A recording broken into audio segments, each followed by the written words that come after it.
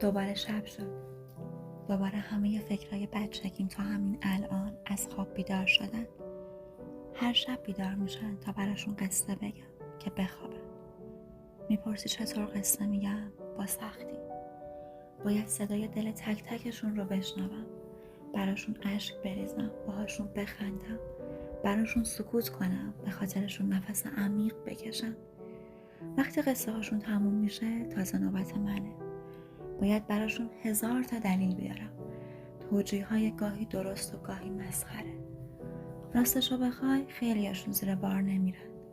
انگار یه سیلی میزنن توی صورتم و میگن خر خودتی. حقم دارن. خودمم میدونم دارم چرت و پرت تحویلشون میدم.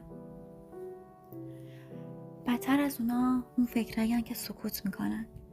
انقدر ازشون خجالت میکشم که باز دلیل میارم، ولی بازم حرف میزنم و از خجالت آب میشم. دمشون گرم واقعا. هر شب مجبورن توجیهامو گوش کنن و باز سکوت کنن.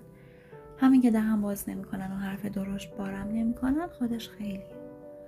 اما امان از اون فکرای شیطون و بامزه. راستش واسه اونا قصه نمیگم، اونا منو خواب میکنن. انقدر خودشونو برام مرور میکنن، انقدر خوش رقصی میکنن که من هر شب دوباره اون لحظه ها رو زندگی میکنم.